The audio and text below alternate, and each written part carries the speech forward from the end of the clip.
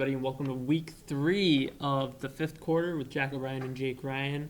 Chives is not here. Mike and Domenico, he's under the weather right now, but we're going to try to keep business as usual coming here, as it's been kind of a bittersweet weekend here in Boston sports. Mm-hmm. We're going to start off with the good news. Tom Brady's back. He is back. Better than ever. He's He did throwing not the ball look rusty at all. throwing the ball downfield just as good as he did back in his prime. He was never known for deep threats. No, I mean, he's Besides not Randy necessarily Moss, of considered an course. exciting quarterback to watch, but I mean, this last game Right. was something else. He's just doing the game. Doing it how he used to play it back in the day when he was without a doubt the best in the game. And now with all the injuries to the good quarterbacks that are like Newton and Russell Wilson, guys being out like when was that. Newton injured? Newton's been out for a week or so. I did not know that. With all the injuries like that, he has another opportunity to step up, and Peyton Manning out of the league, of course. So this could be a good finish to the season. Maybe this is a blessing in disguise for Tom Brady, as the other guys did a good job, stepped it up. Brissett wasn't great, but With new offensive, I mean, Bennett showing himself and Amendola stepping up. I mean, it's a little funny how Bennett has the best year of his career uh-huh. on a contract year, but he's stepping it up. Who knows if he'll be back with the Patriots next season, but I mean, the way back when they had Hernandez, I mean, it's awful to talk about him and just kind of. he's stepping into the role. He is. I mean, that's when they used to run the 2 tight end format, and that's what they can go into now because they have 2 tight ends who can produce points for them. Yeah, and that's what they tried to do last season, but It just didn't work because who would they put Chandler. in? Hogan? Oh, Chandler. Chandler. Hogan actually had a good game. Hogan has been a very good key piece, He has. just drawing some other defenders away from guys like Edelman and Amendola getting. And such a big guy. It's just this team doesn't have any holes. I mean, right now, They're just so solid all the way through. Gostowski's not on his game. He's Yeah, probably he the was best a kicker. little He's off. the best kicker statistically ever to play the game. Mhm. He's having the first cold stretch of his career, but then when that's one of your biggest worries, Right. That's when, you can't complain. Vinatieri just had an unbelievable game. I mean, how many field goals did he make? I mean, he put up 23 points in fantasy. That doesn't happen. Kickers don't put up 23 points. I happen to have him. I am willing to say that I am the luckiest person in fantasy history. I'm the unluckiest person. I mean, Vinatieri just doesn't age. He's like a fine wine, gets better with age. Yeah. It's one of those positions where you can get away with being the old man on the team, but you still need to have athleticism and power in that leg. When I'm trying to kick 50, 60 yards, right? it doesn't look like that's going to be going away as long as he stays healthy and everything's all good for Patriots and for former Patriots. Exactly. And moving on to the Dallas Cowboys, Dak Prescott's just absolutely amazing. He is better than Tony Romo has been over the past couple of years, as he started off not throwing for a lot of touchdown passes, not like a great fantasy guy, quarterback, but he's getting the job done, and now he's finding a way to score passing the ball. He still loves his targets of Beasley and giving it off to getting Ezekiel Elliott in the draft this year was a very key pickup, as they needed someone to step up as they needed to replace. See, I didn't know this. I thought Jerry Jones was completely a Romo guy. I didn't realize that. He recently made a comment that suggested that he was Jerry he's low with Jones Dak. Jones loves Romo, but Romo's just he shouldn't have been starting for the past 2 years. He's just not the QB he was. he has issues staying healthy, And when it come playoff time, he never seems to be the QB we saw in the regular season. and when he does perform well, I'll never get over that call with Dez Bryant, that catch. But never mind. Besides that, you got the new franchise quarterback coming up, and it's just going to be a very good future for this team with a great running back, and He's been doing very well as well. this is without Morris Claiborne on the team there, top Mhm. cornerback. They got Skandrick stepping up, doing his job, and everyone's just performing at a key level, and it's going to be fun to see this team perform for the next few years. All right, let's talk about the bitter part of this bittersweet weekend. With the Red Sox and Ortiz retiring. I mean, what are your thoughts? Ortiz, just not the way you'd like to see a guy like that go out. Well, David Price is an abomination. Ugh, Don't even get me started. That was just Going back a few years when the Red Sox traded John Lester in order to get Yoenis Cespedes, which in turn the next winter they traded for Rick Porcello, who's probably this year's Cy Young. I like that trade because they already botched the whole John Lester situation. So Right. they got the next best thing. John Lester might win the NL Cy Young this year, and Porcello might win the AL.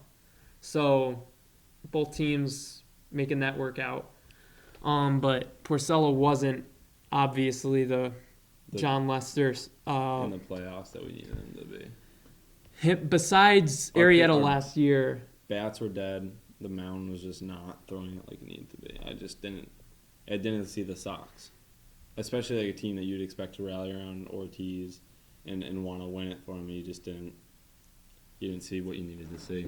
and this postseason, you lost your player that, besides Arrieta last year, he went 8 innings with no earned runs, and no walks. And that was John Lester. He pitched that. First guy since 1908 besides Arrieta last season. And that's insane to think about, that no one's done it in that long of a time. I know it's a great milestone, but no one's done it since 1908, and that's when the Cubs last won the World Series. So historic season if I know, they can hold off the Giants. Giants got that magic going for them. They got that 14th inning win last night off the walk-off, and I just hate seeing the Giants. Every just 2 don't years, like the Giants. it's just like it's a curse. You can't like any Giants team here in Boston. No kidding. Whether they're from New York or San Fran. So it's going to be interesting to see what happens the rest of this playoffs as the Red Sox and Price and Porcello got rocked. I mean, Clay Buchholz pitched a very serviceable game last night. I mean, it's better than what you expect from Clay Buchholz. I mean, personally, I did expect something like that from him. I knew he'd step it up. He has the ability. It's all in his mind. And since he switched to just pitching from the stretch instead of going for the windup, those little things in your head sometimes get you going, and you can really perform at a higher level. And it can absolutely improve your game. I don't know how that little adjustment made him that much better of a pitcher, but with such a head case that Buchholz is, maybe moving him to the bullpen for a little bit, it just worked out for him.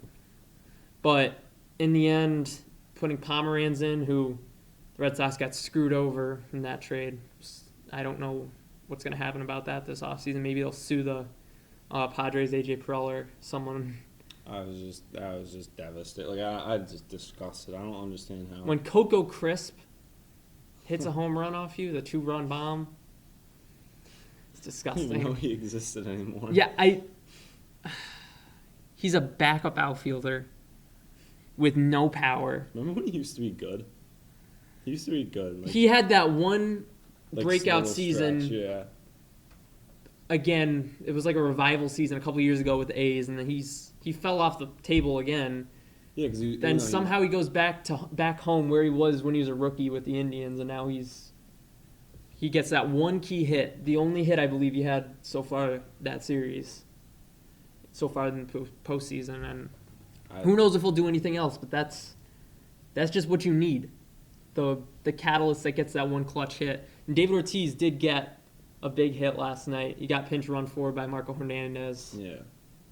Let me ask you something. Do you think it was a little emotional for Francona seeing Ortiz retire, I mean, playing against him in his last game? I mean, they must have had some sort of a relationship. of course, Poppy loved Tito.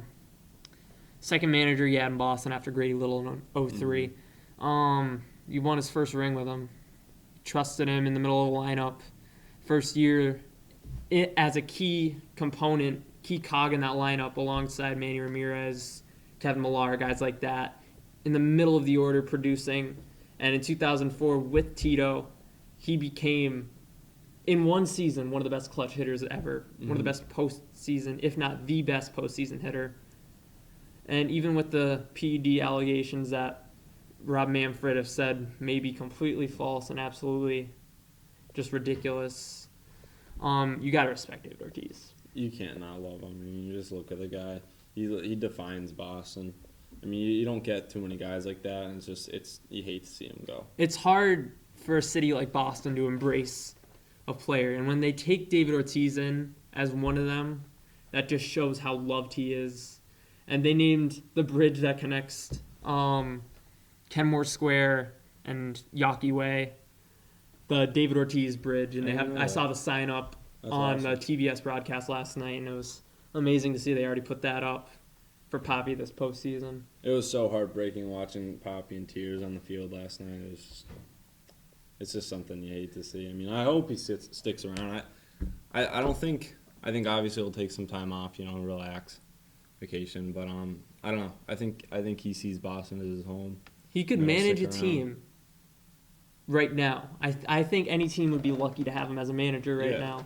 And I don't see why he wouldn't become a coach at some point. Maybe not right now. He might want some time off. Some sort of, right. Mm-hmm. Maybe even go on like Fox or ESPN, something like that. Like Pedro or something. Exactly. Yeah. And just try to find a niche there. But he will be back in baseball sometime soon. It's just the end of an era for the Sox and really for baseball. I mean, Ortiz I think he's the only one left from the 04 team, from that stretch where they were just unbelievable. And 07, really. The only guy left in the majors, I think, is Bronson Arroyo, who's just kicking around. He's been injured nonstop. I mean, if they somehow want to get him back for a little bit, that's it. Yeah, honestly. He's the only guy left, and his career's over. Ortiz, I don't know. I think Ortiz just wanted to go out on top. I could see him. I mean, if he really wanted to, he could. He retires tied with Edwin Encarnacion with the most RBIs in the American League. And Edwin, I think he's coming to Boston. I've said this before. I think he's going to Boston. I think Ortiz talking about trying to get him to Boston it'll be like what Pedro did with Poppy. Pedro went up to the front office. He's like, hey, why don't you give this guy a shot? He got Poppy an opportunity in spring training. Kept grinding through. Didn't have a good first half. He was hitting 188, I believe, before his first home run, and that was in Los Angeles, and he hits his first homer. Took off from there. Yeah, exactly. And so let me ask you, as a DH, you think he'll be an obvious candidate for the Hall of Fame? If there's going to be any DH in the Hall of Fame, it's going to be him. Mm-hmm. I think the PED allegations will hurt him. Yeah. There's always writers that are like that, but there's a guy who said in his own autobiography, which is Mike Piazza, that he did try PEDs, and he's in the Hall of Fame right now. So I think that will crack it open for David Ortiz, and he's a guy that's so heavily respected throughout all of baseball that he'll get in there, honestly. All right, and winners and losers of Week 5 for fantasy football. So I started Andy Dalton this week for team Alshon Jeffrey Dunn, named after my amazing history teacher. Over Eli Manning. I mean, I thought it was a shot in the dark. Just throw one of them in there. How did he do? Andy Dalton gives me 21 points. Ooh, solid. Vinatieri gives me 23. I'm just so lucky. Yeah. Everything I do seems to work out. Cruz with the victory. I got really, really lucky. I took a shot in the dark and started Bennett off a hunch. I mean, if Gronk was still a little hurt, that they'd be throwing it to him, and look at what happened. Both of them. 3 touchdowns. Yeah, both of them just dominated. It's going to be a fun season. It is. For the rest of the season for the Patriots. Mm-hmm. And I'm excited to watch that. Marvin Jones coming back to earth, but he's still doing excellent with Matthew Stafford throwing to him. Matt Ryan had his first off week. I mean, I had him. I started him just because how can I not? I don't think he's had a week under 25. Definitely the MVP of the... Yeah, lowest is 19 in week 3, but Julio had a very off week as well. Yeah, and Devontae Freeman, who I got for week 3, weeks 1 and 2, he got 4 points and 9 points, which is nothing special. Mm-mm. And then I get But he's him. just gone off since then. Ever since I got him, he's Yep, put up lucky. 26, 11, and 17, and I'm just the luckiest fantasy player Yep. in the whole world. Let's see. We'll see what happens from here on out. We'll be right back. We're bringing in Ian Clunan as a little substitution here for Chives, as he's not here right now. Stay tuned. So here's Ian Clunan. He's got his own show. What's that called here? Spartan Sports Review. Spartan Sports Review with Ian Clunan. Check that out here on the LCAT YouTube page. All right. So, Ian, what do we think about the high school football team this year? Well, not as good as last year, I'll say that. Yeah. And the year before that, before you were and- here. Yeah. And Ian's the year a before sophomore. that. Yeah. 0-5 on the year. Not too good. I think the number one issue is the quarterback situation with Tristan Longmore, who has 11 picks on the year, and who recently got injured in their last game against Commerce. I heard that he bruised his Achilles. Yeah, I know that Otteson stepped in. He did pretty well. He threw for a touchdown, I believe. Yeah. Addison plays football. Yeah, Cam Otteson, Nick's little brother. And he Yep. went 4 for 11 on passing with 40 yards. Yeah, that's not too I mean, bad. yeah. I mean, For his age, I mean. as a sophomore stepping up, I mean, he's a young kid. Yeah, it's his first varsity game. So Yeah, and it's really I think it's like a scheme situation with Tristan. He has pure raw talent. It's just trying to find the guys and get into the scheme for him. Maybe he needs And I think he lost all his main receivers that he was Yeah. used to, so it's more of an adjustment. he needs a little bit of a mental break, maybe something like that. yeah, But this team has talent somewhere deep in it, and they just need to find the guys. And Kevin just start Maloney hurt his clicking. knee. yeah. That's a brutal injury for the guys to face. So who do you think will be key performers this upcoming? Eli Johnson. I feel like Eli Johnson. He's probably been the top player this whole season for the Absolutely. Spartans. With Matt Gepinto, handing the torch over to Eli Johnson, he basically. Okay, what do I say about He's that? stepping into Yeah. his role. I get what you're getting at. All right, yeah. He's doing a good job filling in for Mike as well as he can. Mm-hmm. Yeah. It's hard to fill in for one of the best running backs that the state's ever seen. Yeah. So I mean, as in that role, we expect so much. There's a lot of pressure on his shoulders, but it seems like he's handling it fairly well. And there's guys like I remember week 1, Jordan Powell had a good week. Yep. He's been doing well. There's been good defense, even with the loss of big, powerful Billy Calcidisi. Guys like Yeah. that have been hurt. It's just been a rough season to watch. Yeah, and new coach too. So Yeah, it's not a good year to be a new coach. no, definitely not. a But good year. at least he has a team to build on for next Yeah, season. he does. All right. So what are we thinking about Spartan soccer? Spartan soccer. Well, they upset number 2 ranked Western Mass ranked Amherst. Kabir Khurana with the game-winning Yeah. goal with two minutes left. Yeah, with thrilling finish there. He Super never 7. scored a goal until this season, and now I believe he's the leading scorer on the team. Really? I Yeah, thought he played defense. he is. Yeah. Really? They moved him up a little bit this year, and he's been performing a lot. Is he a senior? He's a senior this year. Yeah. He's just Super a 7 in tennis. He's overall great athlete. a very good athlete. Of saves on that, Matt Lamondia and Nick Cafaro combined for 14 saves. That's pretty impressive. Yeah, Cafaro and Lamondia, a very good tandem, giving each other opportunities like rest up and get their focus back. And at the same time, some friendly competition that creates.